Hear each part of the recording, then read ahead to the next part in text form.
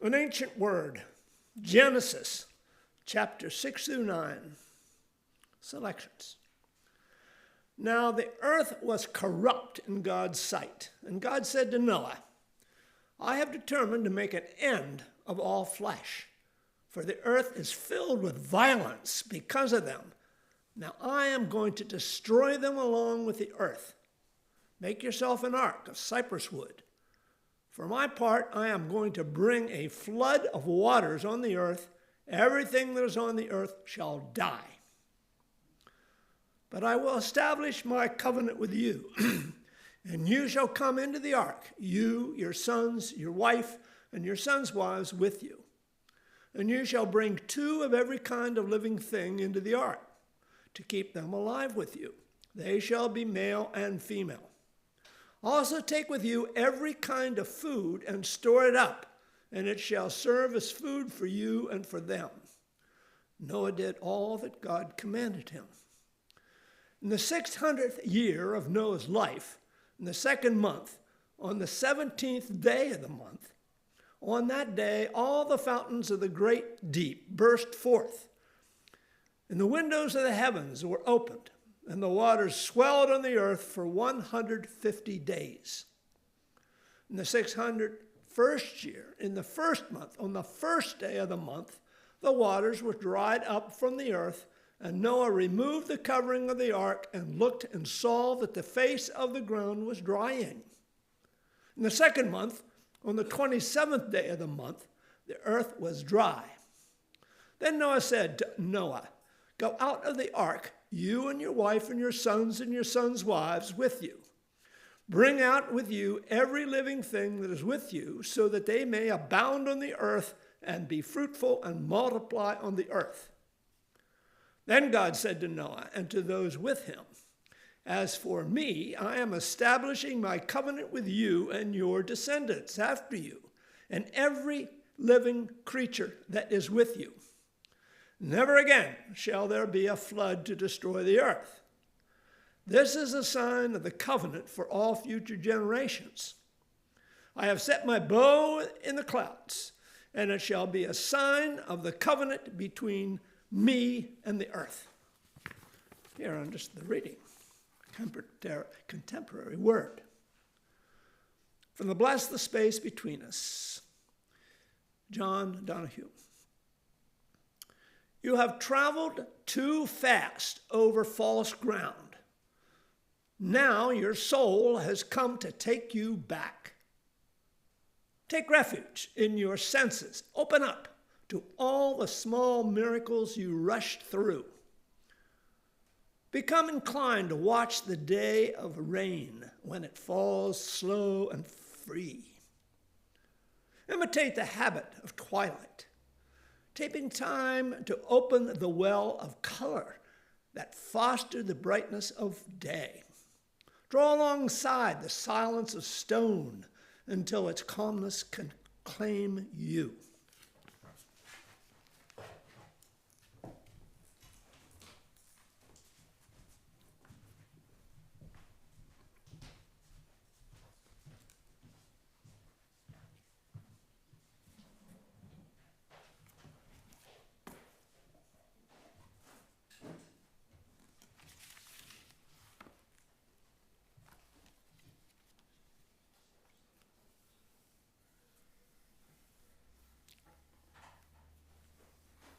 The words of the poet, John O'Donohue, draw alongside the silence of stone until its calmness can claim you.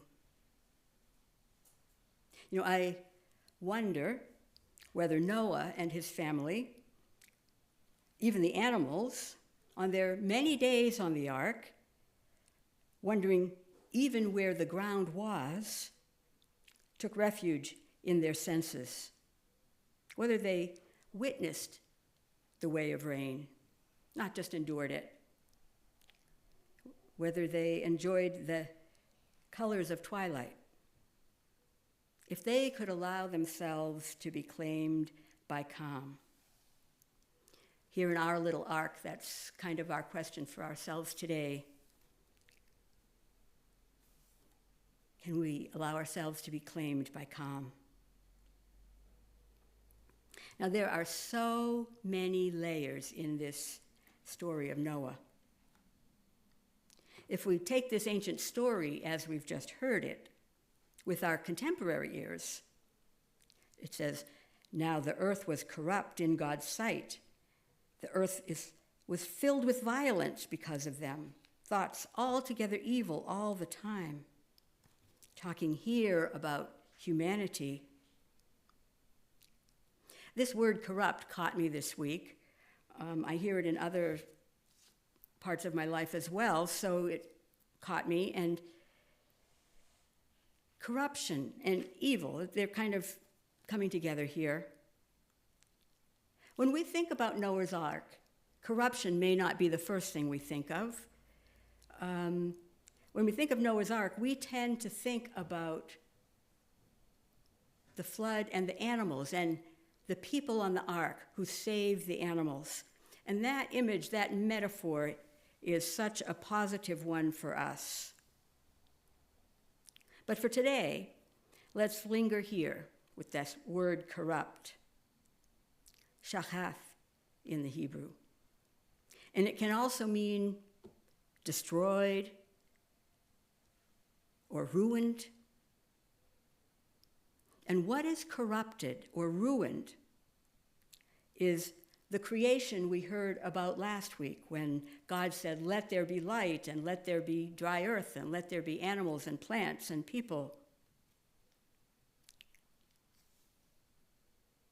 And which ends with, and God saw that it was good. So this good creation that God made 5 chapters back in the Bible somehow seems to be ruined. Now this word shachath, this is kind of an umbrella term. It's used in different ways in Scripture, but it signifies the breakdown of shalom, and shalom is peace. We usually hear it as peace, but it also means health and healing. It means wholeness. So, no longer fully good, I guess. And the violence mentioned here, the corruption and violence mentioned, there's other synonyms for this word. Cruelty, injustice, oppression, maliciousness. It could point even to physical brutality, social oppression, unjust gain, and moral wrong. So this corruption, God means to bring healing. One of the things about this passage is it says a lot more about what the Israelite people thought about God than it does about anything else. And I find myself wondering, why did they think that God would be so angry, God would destroy everything? I have no answer for that, so I'm just going to wonder with you if you care to wonder. But we are miles away from the first time people told this story. It's an old story. It was an old story at the time that it was written down in its present form. Like the creation story, it was written down, as best we know, in the 6th century BCE. So that's 2,600 years ago, at a time when the Israelite leaders were in exile in Babylon.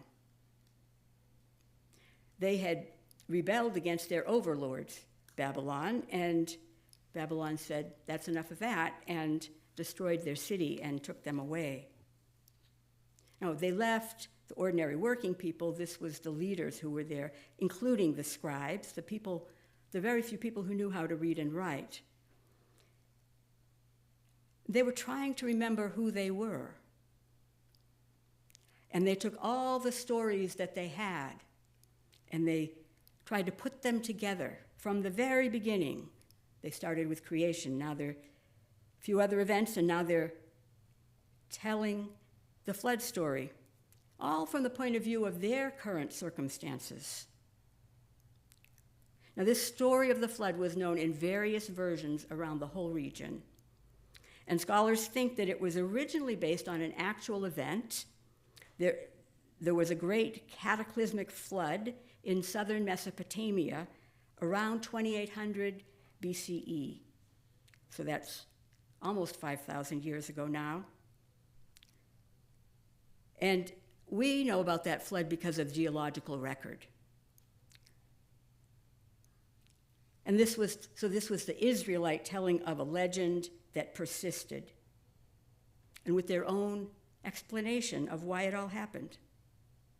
So it's an old story with many layers. There was an original devastating event, and legends and myths grew in cultural memory. So our recording of one version of the story, which I did seriously edit down for our reading this morning. If you'd like to read the full story of Noah, it's about 3 chapters in Genesis, the longest story in this early part of the Bible. And I think about my own memories of Noah and the ark and how I first heard about it as a young person. Perhaps more like the image we have here on the table. You'll need to come up to see it, but it's a woodblock print by the Japanese artist Isao Watanabe of Noah's Ark. It's quite a lovely piece of artwork. That's sort of how I heard it and how it has mostly been in my mind. And when I'm not reading the whole story, I forget about some of those other parts, which we may be having trouble forgetting about right now. But over time, many people, Israelites, and the Jewish community who named themselves after Judah, their home region, the Israelites, as they kind of consolidated their identity, early Christians, and people all through time, as we could see if we went and studied our history. But this story is not science. It could not have happened the way it is described here. We know that because there's no way that they had the capacity to build a boat big enough to carry 2 of every animal. We know because at that time, they did not yet have iron to reinforce such a big vessel. And the description we have of it doesn't seem like something that would float. Now, it's not history either. Yes, it probably remembers an actual event. It couldn't have happened the way described, of course. And yet, it continued to hold meaning as an ancestral story and as an attempt to understand God. For early Christians, the ark, the boat, came to symbolize their religious communities, ultimately the church. Think of these stories of Jesus teaching in a boat. For example, in the Gospel of Luke, chapter 5, we have Jesus in a fishing boat, along with some of the disciples, but they're close to shore because Jesus is speaking to a large crowd who've gathered to hear him teach, to witness the healing that he brings. You know, I wonder how the disciples were feeling at that point. Here they are in a boat with Jesus, and everybody else is on the shore. Are they somebody special? Is there something about them? Are they safe? Are they safe with Jesus? That's one of the themes that Jesus brings to people in this situation where the people are subject to the Roman Empire and oppressed in many ways. Jesus says, no, let's feed everyone. Let's heal everyone. Let's welcome everyone. So they're in this boat, and Jesus says, put down the nets. It's a fishing boat. They've got nets. But the disciples say, hey, we fished all night long, and we caught nothing. But they go ahead and did as Jesus suggested, and the nets were filled to overflowing. See, Jesus says, there's room in this boat for everyone. This isn't just my boat and your boat. This is a boat for everyone. Yes, a boat, a ship can be a dangerous, safe place to be. By the 4th century, they were building basilicas, large churches. The central section, the equivalent of which we are sitting in right here, they called the nave, which means a ship. It means a ship. Even today, many Scandinavian churches will have a model ship hanging in the nave of the church as a symbol of the church as a place, a ship where we are safe from the storms, a place where we can gather. So the boat, the ship, it's become a symbol for many things. As with Noah and his family, a place of refuge in the storm, and also a place where they must learn to care for all who come. Animals for them, here, each other, and anyone who comes.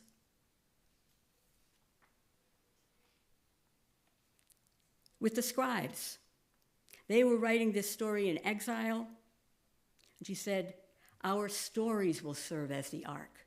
They will serve as the place where we can find safety, where we can remember who we are, where we can wait for this storm of exile to finish. And with the disciples in the boat with Jesus, yes, a refuge, also a place to study and learn, a place for healing, a place of miracles, a place to fish for more. We remember Jesus saying to the disciples, I'll help you fish for people. With the early church builders, a ship large enough to gather all the people to practice care and compassion. And perhaps even with us, a refuge in times of corruption and violence and oppression, a place to grow and heal, a place to remember who we are as people, as a community, a place to share what we have, a place to cultivate shalom. You might remember that Noah's story does not end on the ark, but back on dry land. And there God shares a promise, makes a commitment, a covenant, a word for today, and a promise, an agreement. Never again will I destroy like this the earth and all the people and the animals. I think God was sorry about what God did. And the sign of that covenant is a rainbow. Even today, a rainbow evokes joy and wonder, whether we're looking into the clouds or whether we're in church or in our secular world. This rainbow, this blessing, pulls us back to this very time and place. When we see a rainbow, we stop. We say, look, a rainbow. We know joy, we know wonder, perhaps peace. We member love, and most important, a meaning that this rainbow has in this story and has had down through the ages, hope. Last week, I read a little quote from Adrienne Marie Brown saying, instead of asking, do we all share the same worldview? Ask, is your heart beating? Do you plan to live? Well, come on in. Naomi Klein said, let's build an unruly, open-hearted movement, a community of the earth, faithful to the planet and the people and the creatures, and to the possibility of a livable future for all, faithful to all. So this story of the ark, this story of hope, of shalom, is one we can carry in our own memory with joy and wonder, peace and love. Amen. Now we're going to have